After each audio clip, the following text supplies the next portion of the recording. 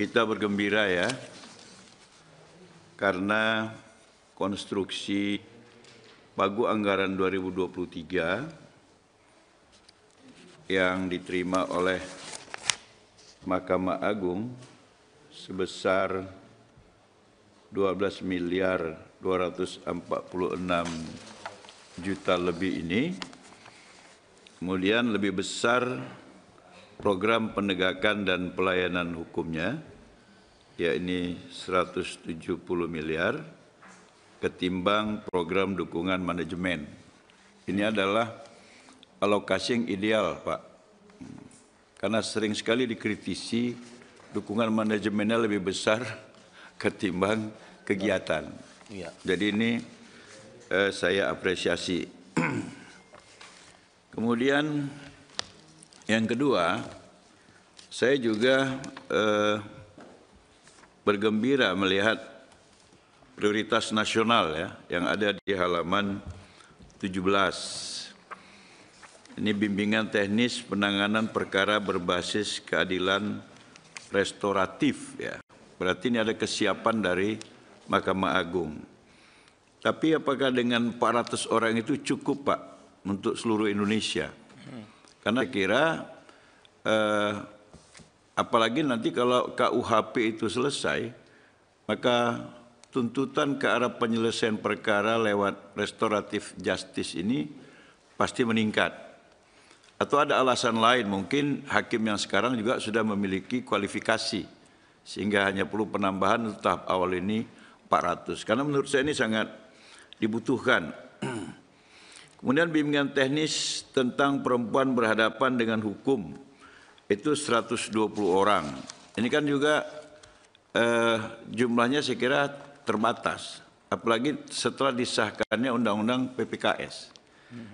Kan bisa diasumsikan perkara yang kemudian terkait dengan persoalan perempuan itu juga akan semakin meningkat. Ini disiapkan hanya 120 orang targetnya. Kemudian di prioritas nasional Dijen Badan Peradilan Agama. Saya kurang paham nih Pak, layanan bantuan hukum ini yang disiapkan oleh Mahkamah Agung. Bentuknya seperti apa? Ya mungkin saya perlu mendapat pencerahan, apalagi kalau kemudian ini tempat pelaksanaannya ada di dapil saya di Sumatera Utara. Paling tidak saya bisa ikuti perkembangannya, begitu loh. Bagaimana layanan bantuan hukum. Masuk barang itu. Kemudian yang kedua itu pembebasan biaya perkara ditargetkan 23.618. Ini maksudnya biaya perkara tidak dibebankan kepada mereka yang dilaporkan gitu Pak ya. Ini ditanggung oleh negara. Nggak tahu juga ini kan, mungkin karena saya nggak pengacara, saya belum pernah dapat kasus itu. Tetap aja kalau putusan pengadilan biaya perkara dibebankan kepada terdakwa seperti itu kan. Ini 23.618 perkara. Kemudian poin yang ketiga, ini yang beberapa kali saya singgung di rapat kerja dengan mitra kerja sewaktu kunker, sidang di luar gedung pengadilan ini sampai 213.533 perkara. Kenapa ini menjadi perhatian saya? Karena kan ada keluhan pada waktu itu ruangan sidang tidak cukup menyidangkan perkara karena terbatasnya ruangan sidang.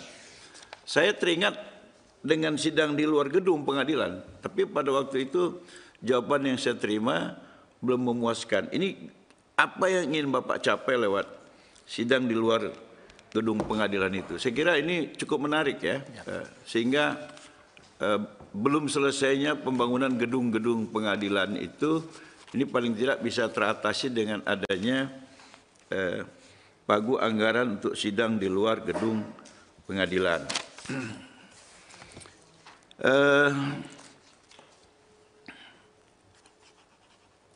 Mungkin itu Pak yang ingin saya garis bawahi. Kemudian tentang belum terpenuhinya usulan tambahan sebesar 2,4 triliun lebih itu, karena baru dikucurkan 413 miliar lebih itu, saya seperti yang disampaikan kapoksi saya tadi, fraksi Gerindra mendukung untuk ini terus menjadi komitmen yang harus terus diperjuangkan, dan insya Allah fraksi Partai Gerindra akan mendukung perjuangan untuk dikabulkannya 2,4 triliun lebih ini. Terakhir, kemarin saya ketemu dengan Ketua TUN Sumatera Utara, Pak Sesma. Iya. Kemudian saya lihat gedung TUN-nya. Ternyata lebih hebat gedung TUN Kota Medan ketimbang gedung TUN Sumatera Utara. Iya. Betul ya? Gedung TUN tingkat banding itu Pak Sesma. Iya betul. Waduh, itu udah kayak Perumnas Helvetia.